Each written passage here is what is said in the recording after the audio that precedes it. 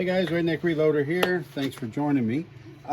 Today it's kind of a boring day, I guess. I'm going to be doing some resizing of brass and processing it and getting ready. You can see I've got a bin here.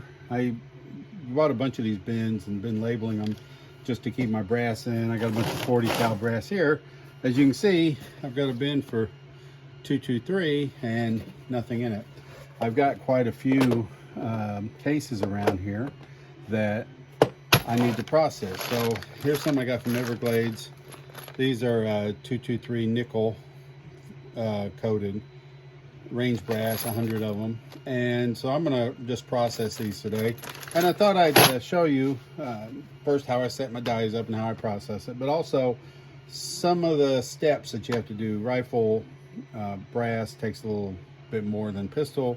There's a few extra steps to it, and it's a little more time consuming, but as I said, this is kind of my hobby. I don't do it for speed, I do it for enjoyment. So I like to have some brass processed so that when I do get a chance to do some reloading or do some shooting, I've got some brass ready to go and I can just quickly reload it. So there's a couple of steps here that there's more than one way you can do it.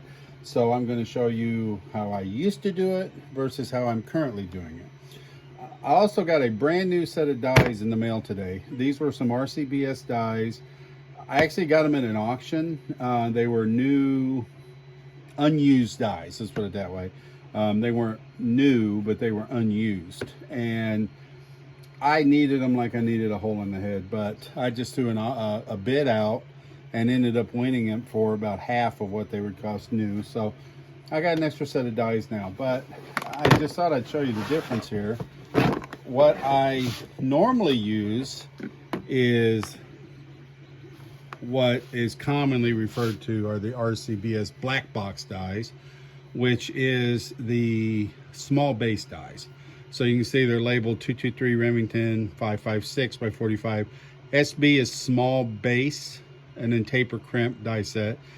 And if you look at the group, it says group AR dies. These are supposed to be for semi-automatic rifles, ARs, you know, Mini 14 or whatever. The set I just bought is just a full length die set for 223 Remington. So different part numbers. This is the 11107 and this is a 11101. It says group A dies. Both use the same shell holder. So the difference is the small base die is supposed to size the base a couple of thousandths smaller. And so that's supposed to eliminate any feed issues in semi-auto rifles. So what RCBS says is for semi-automatic rifles, they recommend the small base die set.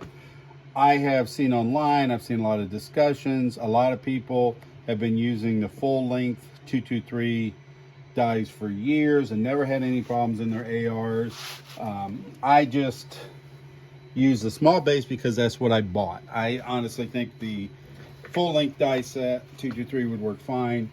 Like I said, I really didn't need these, but they were such a good deal I couldn't pass it up. And I do kind of have a plan for them. I've got my girlfriend's son and her nephew both are wanting to get into reloading, and I've invited them to come over and I'm going to teach them some stuff. I've got an old press I'm not using. I think I'm going to give it to one of them. They both have shops. I'll probably just set it up in their shop and kind of share it. And they do both have ARs, so I thought I might give them those dies just to kind of get them started. But since I got these, I'm going to use these today. New set of dies. I want to play with them. So I've already got my shell holder in the press.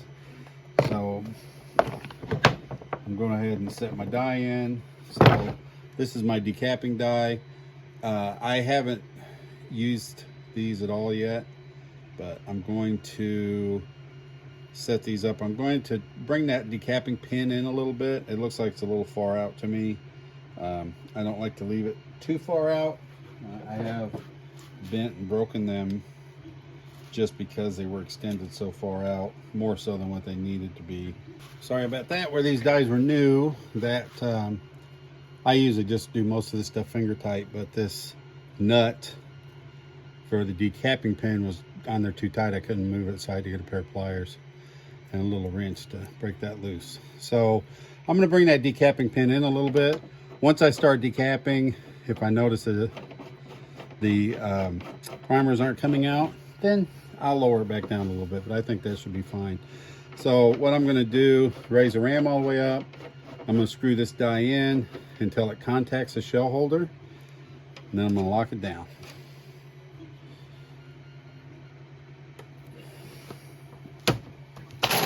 I'm going to go ahead and open these.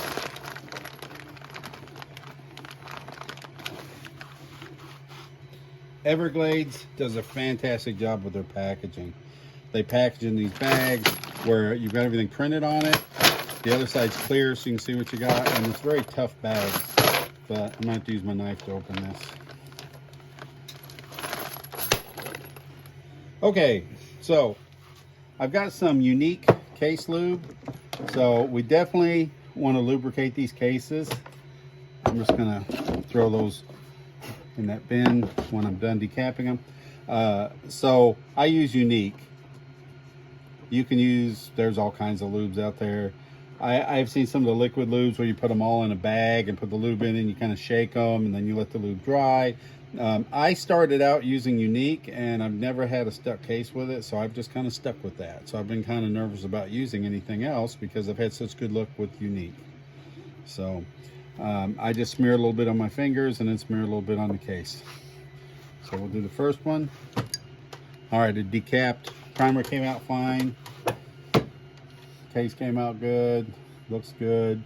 You also want to look for any dents up here. If you start seeing little dents, you're using too much lube.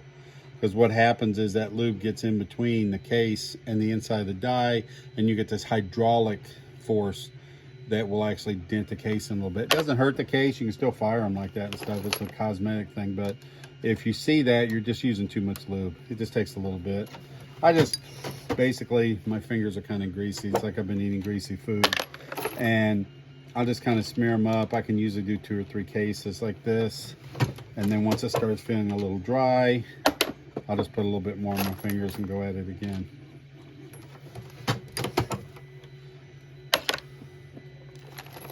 So that's all there is to this. This is resizing the case, and it is a full length resize versus a neck resizing. So if you shoot out of a bolt action gun and you're just shooting ammo that you've shot, you're reloading your own ammo, you can get away with just resizing the neck, the portion where the bullet sits in there, so it grips the bullet well, and you're not resizing the whole case. That doesn't work on semi-autos. You need a full length resize on semi-auto, or you're going to have problems with it jamming up in there. What RCBS says is that with a neck resize, you can usually just get away with neck resizing in like a bolt action rifle, and you can get 2 or 3 reloads out of it, and then you're going to start feeling some drag when you operate the bolt, and it's time to full length resize. So, but the advantage to it is it's supposed to be easier on the brass. And I have seen the argument that using a small base die makes your brass not last as long because you're stressing it more by sizing it down smaller. I don't know. I don't usually reload my cases that many times. I've got so many of them around here, but you know, I've had them where I've been reloaded them probably a half a dozen times, and I've never had a case fail due to that. When I have case failure, it's almost always on the neck, and the small base dies just size of the base smaller. I've never had a base fail on one, so it's individual preference. So I'm just going to go through and do this with all these. This is decapping and resizing them all, and when I'm done with this, I'll get back to you. Okay, so now these have all been resized. That's the first step. I should have told you these steps. By the way, if you hear any noise in the background, my 3D printer is running, so if you hear any little whistling and vibrating and stuff, that's what that is. Sorry about that. So the steps you have to do for this brass, it's got to be resized. The if it's 223 or any that's crimped, the crimp's got to be removed, and then it's got to be trimmed to the correct length. So that's the 3 steps. The first step has to be resizing before you do any trimming. You don't want to trim it and then resize it, because that's going to make it longer or shorter, and you're going to do it again. And you really can't cut the primer pockets out until you deprime it, and that's when you're resizing it. So the first step's always resizing. As far as the second step, it doesn't really matter what order you do it in. I'm going to go ahead and do the primer pockets now. You don't have to. So when I talk about doing the primer pockets, what I'm talking about is the pockets with 223 especially is probably going to be crimped. It almost always is. 556 always is. And what the crimping is for, it's a military thing. If you're, these primers are just press fit into the case. So if you're firing this in a machine gun, and so as it's running up to the magazine or run through the belt, it's being vibrated, that primer can come back out a little bit. So they crimp it, they stake it into place. And I've been trying to come up with a good visual for this, but imagine that this is your primer pocket, and your primer just sits down into the pocket. It's pressed in there. Well, what they'll do is go around the outside of this and stake it. So sometimes they'll do like either 2 or 4 actually stake marks.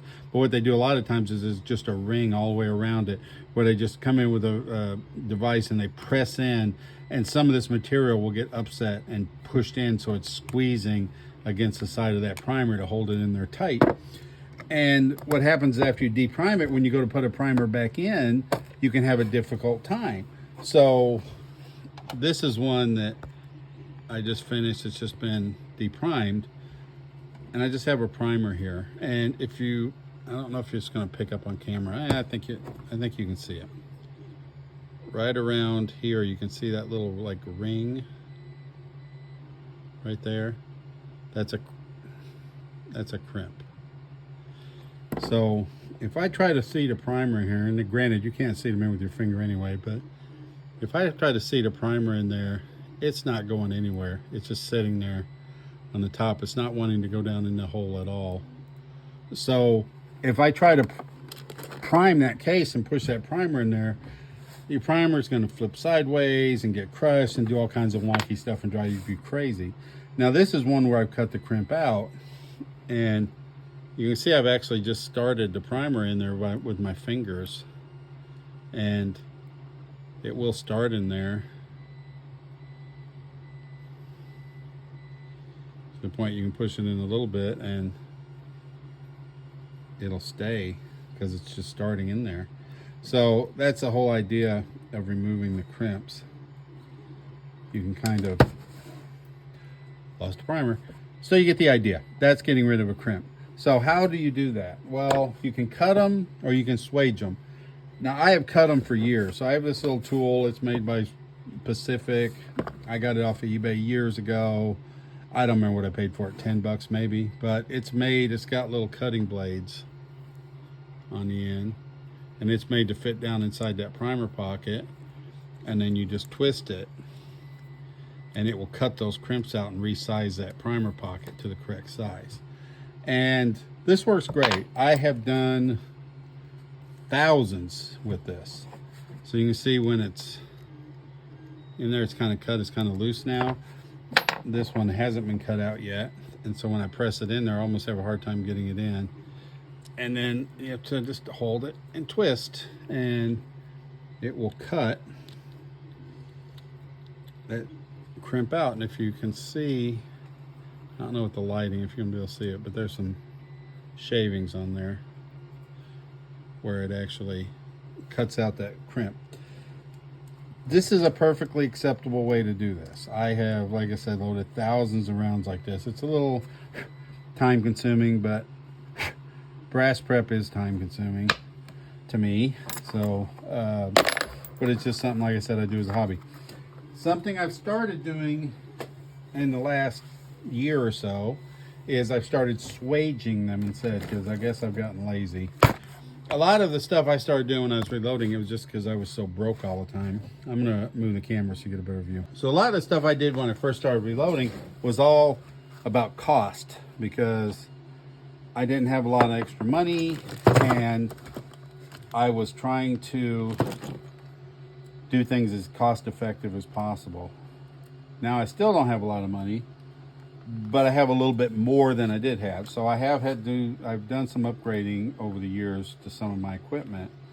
And this is one of the upgrades I did. So this is a swaging set. And I'm gonna have to set this up. I haven't used this in quite a while. There's 3 pieces to it. There's a die that's got a little plunger in there. It goes down in the case. And there's this little swaging tool in the back. And then there's this little cover here. So the way you set this up, this piece is made to fit into your die holder. And this piece goes over it like this. And the purpose of this, well, I'll get to that. And then you put in the die into the top. And you just bring it down till it touches and lock it down.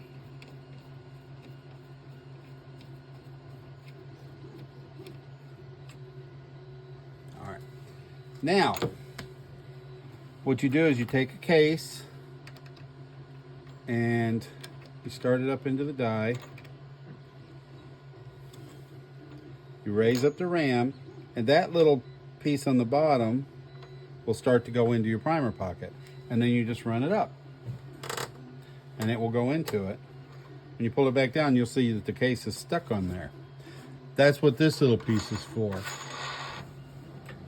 When you lower it, that's going to bottom out and it will push the case off. Now, on this lead press, I got this little shoulder so it catches and does a cockeye, but on a lot of other presses, that just comes down straight and it just pushes it off straight. But the way that works, it doesn't cut that crimp out. It swages it. So that goes down there and it just pushes that metal back. Because I told you they upset it. They come in and use the mechanism to squeeze that in. Well, that just pushes it right back out again. And that conditions your primer pocket and seats it back out. So that's the way that works. So as you can see, that's a little bit less labor intensive than doing all that cutting. So I have been doing this for like the last 6 months or so, and yeah, I like it a lot better. So I'm going to continue to do this. So this is one way you can do it. You can cut them out. It's your preference, and I'm sure there's other methods too. These are just the ones that I use. So what I can't remember, I hadn't done this in a while. What I do with this, with the Lee press, where that thing is just hitting on the one side, is I just actually take a shell holder and I just set it here on the side of the ram like that. So when this piece comes down, it's hitting that shell holder and that little shoulder on the other side at the same time. And so it comes off a little straighter. Let me get this set up again. I'll show you a few more. So just set the case. And there's a little piece that goes down inside. So, well, where's this being on, right?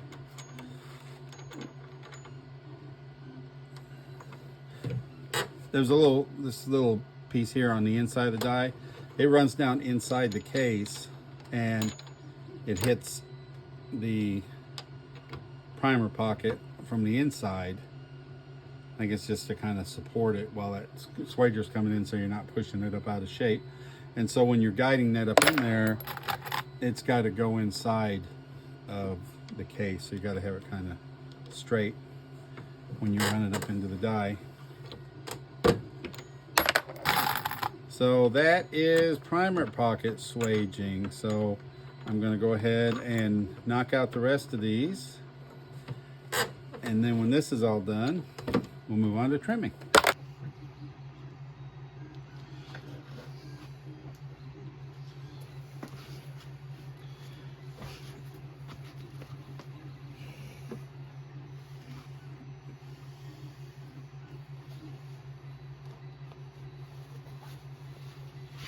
Okay, the next step here I was going to show you, the last step was trimming the brass.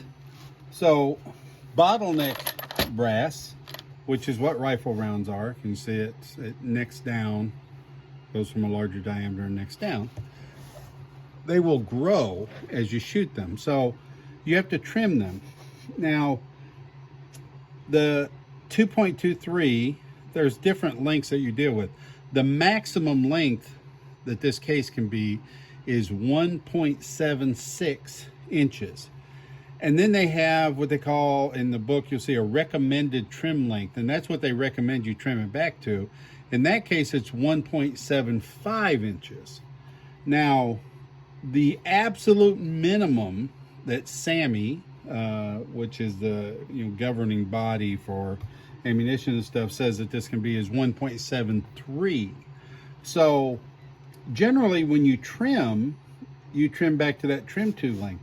So this is a piece of brass that I had trimmed, and it's right at 1.75. And that's ideal. That's perfect. That's where you want that. So what I use is I've got this Wilson case gauge, and I like this thing. This thing is like 25 bucks and off of eBay, and it's great. So you can check loaded rounds with it. So some loaded rounds I have, so you can check those, make sure you're not going to have any chambering issues with them. And you can check your cases. So this, if you want to check, make sure that your resizing's doing okay. So you can drop those in there, and then you can also check your trim length. So if you look at the top of this, there's a groove there, and it's a different height between these two shoulders here and here and this center section, and there's a groove right there. You can kind of see the line there of that groove. So when you insert the case all the way,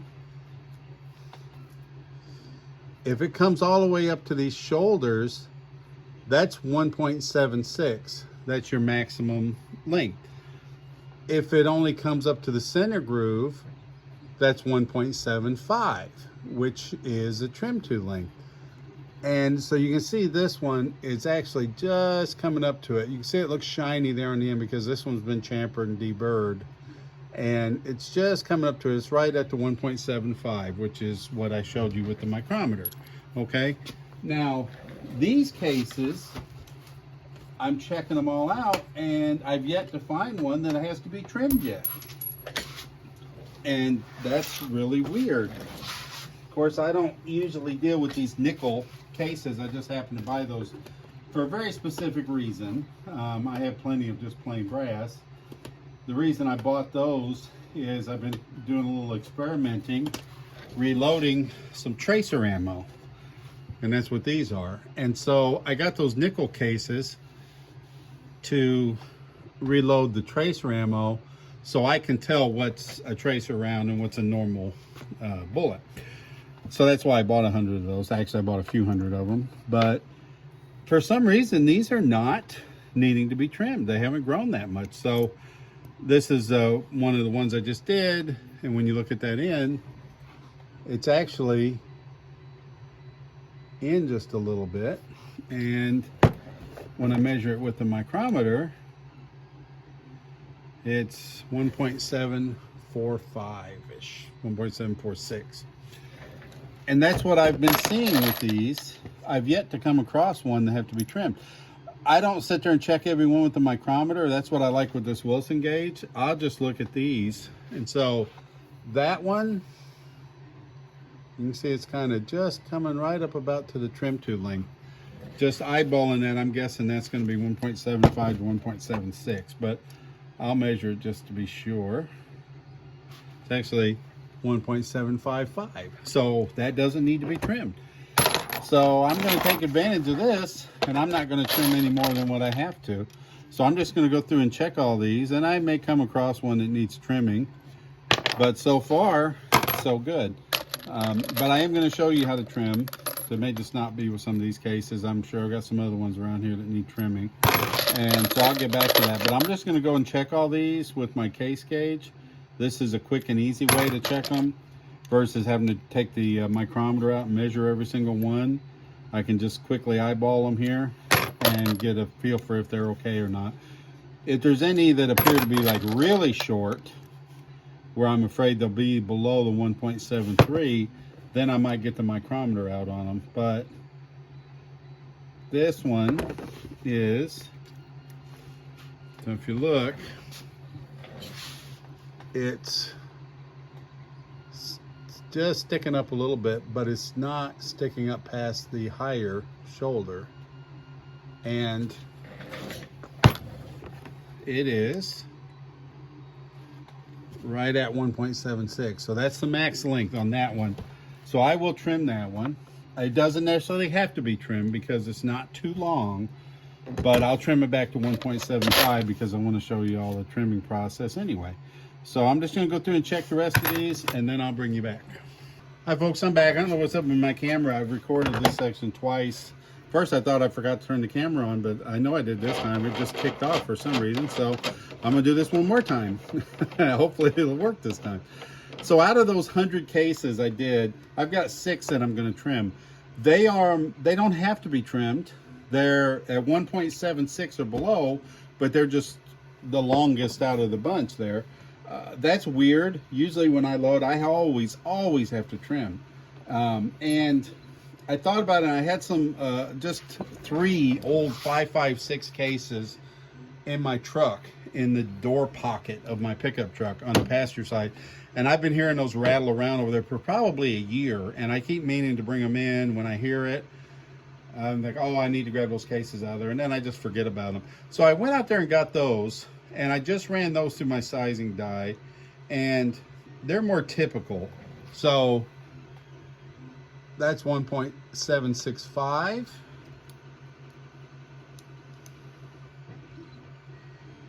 And that's 1.764. I had another one over here I've already trimmed off when the camera wasn't on. That's 1.765. So that's what I normally get.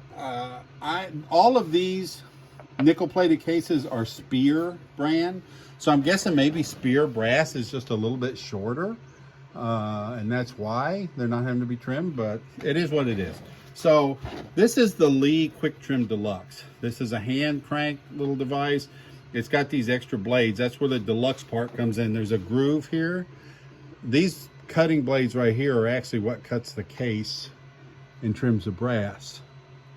These extra blades are for chamfer and deburring. I don't like this. This is the first one I bought. It's okay for some rounds, but it doesn't do great. I don't think so with 223.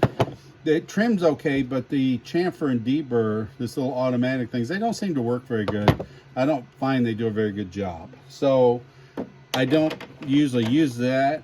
I will take those blades out and use this as what they call the Lee Quick Trim, which is not the Deluxe version. It doesn't have those blades, and I have one of those, and I'll show you that in a minute.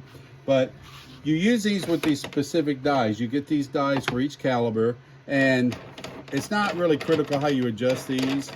You just have to run them down into your press, and the shell holder just has to be able to contact the bottom of it, and that's it. I usually will set it because you have to hold pressure up against the case while you're trimming it. So I usually just set it where the arm is kind of sticking straight out, so it's real easy for me to lean over and just put some pressure on it.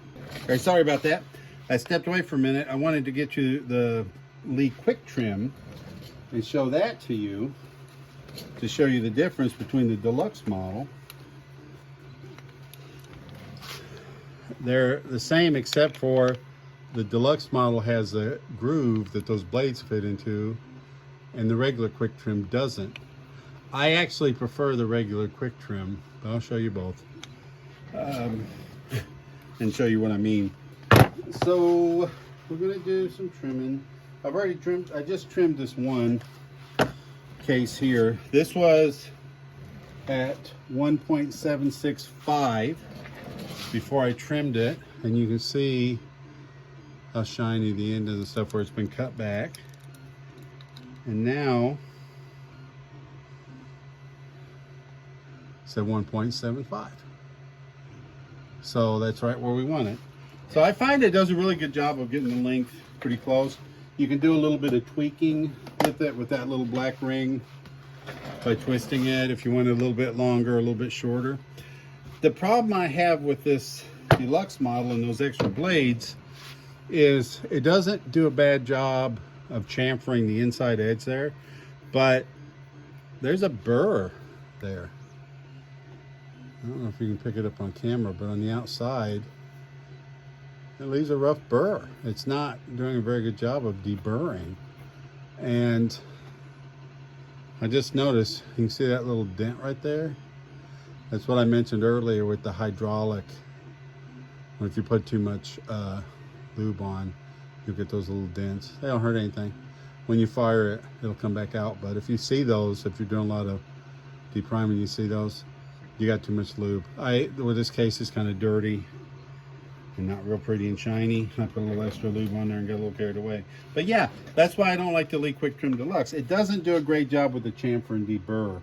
So what I usually do is I've got one of these little rocket ship chamfer and deburr tools. This is made by Bear. Every company out there makes these. You can easily get them on eBay for about 20 bucks. This is a little chamfer and deburr tool. So this end will chamfer the inside edge. You just put it in and twist it a few times. And then this side you can put in here and deburr it. And it does a great job. No burr on the outside. Puts a nice chamfer on it. That's why I like that. So typically when I'm trimming, excuse me, instead of using the Quick Trim Deluxe, I'll use a standard Quick Trim, and then I'll just use this tool for the deburring. Now, when I first got this, I actually have a video about this on there. This little pin, these are spring loaded. There's a spring in there that holds these out, and there's a little pin that goes through here and secures it. That pin is plastic, and when I first got this, I broke that pin right away and had to get a replacement from Lee, and it was like $5 for that thing. But Lee did replace it, but they kind of gave me a little lecture about it and like, well, we're gonna do this, but normally we would charge you for this and this kind of stuff. So I had it there and I just started using it without the blades in it, and it worked great. So that's the way I just kept using it. Then when I bought this Challenger kit, it came with the Quick Trim, and so I put the blades back in that. And certain calibers it works better than others, but for some reason 223 it doesn't. When I use it with 40 cal, it works fine. So I'm thinking it's just where it's such a small diameter case. I prefer to use it a different way. So let's do another case. This time we'll use the Lee Quick Trim. So I'm gonna run that up in there, put it in there, turn it a few times. I can feel it cutting. Then you kind of feel when it stops cutting. And got a nice big fat kind of sharp edge on there. So we want to knock that down. So we're going to chamfer it and deburr it. That puts a nice little edge on there. So let's see where we are. I'll put my calipers up because I know that always just trims to the right length. So once I get it set up, I don't have to touch it. But we'll look here. And that's a hair over. It's 1.752. If I wanted to, I could put it back in. Hit it again. Bring it down a little more.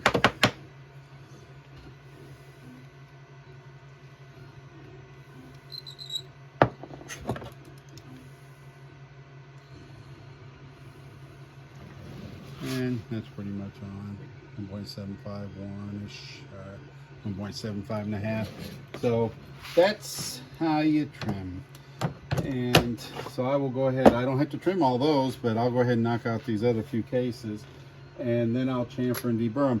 I was going to show you one more quick thing here. These will get kind of gummed up too sometimes with shavings. And if you just start feeling a lot of resistance in there, just pull that quick trim out and blow it out. If you use an air nozzle, or you can usually just blow in it, kind of knock those shavings out, and that'll fix that problem. So this came with my Challenger kit. This is a little chamfer and deburring tool that Lee makes. It's a little different design. It's just got that slit in it and a sharp edge.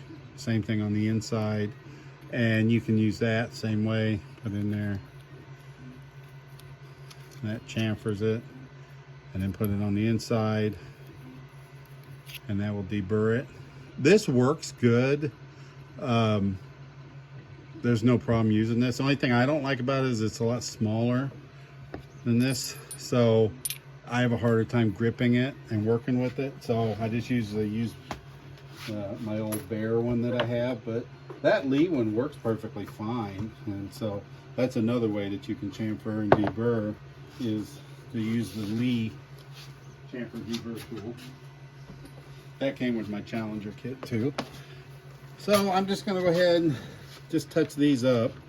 As I said, they're not really long enough to have to fool around with trimming, but I wanted to kind of show you the routine here. And chamfer, deburr. So I'll just go through and do all these. They do make a model of this quick trim. I don't remember what it's called, but this portion of it's the same, but instead of having the handle, it's got a little fitting on there that you can hook a drill to. So you can use like a cordless drill, and it gives you a power option to do this. I guess if you're doing a whole lot of cases, that would probably be preferable.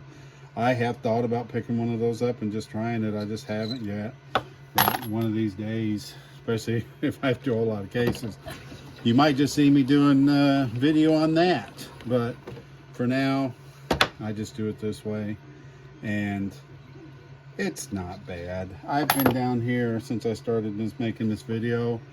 I've been down here for probably an hour and a half, and I'm not in a hurry because I'm off today. It's raining out. Not much I can do. I was going to cut grass today, but that ain't happening. I'm off today. I worked last night. Got off at 3 this morning, so I'm a little tired. And this is a nice little way to come down here, spend the afternoon, and goof off and knock out some of these cases. I have a few hundred more of these to do, but I'm just going to do 100 today. And when I'm off again, I'll come down and do another 100. Before you know it, I'll have them all done. But that's my routine. That's what I do right there. And that's 100 cases done. So that's my case prep routine I do for 223. So now I'm going to dump these in this bin and just stack them over here on top of this 40 cal brass I did the other day. And I got a few more of these bins to fill up with different calibers. But now I've got some 223 brass ready to go. So when I want to reload, I don't have to worry about doing a bunch of case prep. I can just grab the brass, prime it, powder charge it, stick the bullet in it, and I'm ready to go. So that's my routine, and I guess that kind of covers everything. I know this one's been a little scattered, but it is what it is. Like my new die set, the full length die, I'll have to shoot those and see if I have any problems with the cycling, but I can't believe I will. I'm a big fan of RCBS dies. I have quite a few of them. And as I said, I've only ever used the small base dies for my AR-15, but I've seen on the forums a lot of people say that they have really good luck with just using the standard die, so I have no reason to disbelieve that. So I think those will probably cycle just fine in an AR. But another good quality set of dies there from RCBS, and I got those at a really good price, about half the price I would have paid for them new. So you can't beat that. So this is Redneck Reloader. I appreciate y'all. Appreciate you guys a lot for watching my videos, and if you would like and subscribe, that would be awesome. I have a lot of people that watch videos and they never subscribe, and I'd like to see more subscribers. eventually, I don't think my videos would ever be monetized because of the nature, the subject matter, and the way YouTube is. But if I can get to 1,000 subscribers, there's a chance I can start getting my videos monetized. And I always just said, I'm not out here to make a living, but if I make anything off of it, I'll put it back into production. So I could buy a little bit better camera, better lighting, things like that, buy stuff for product reviews and things like that. So anything that I make will go right back into the channel. So I appreciate you if you'll like and subscribe. That'll help me a lot. Plus it'll get me up in the algorithm, so my videos will get pushed more up to the top and get more views. And that's about it. Thank you all so much. God bless.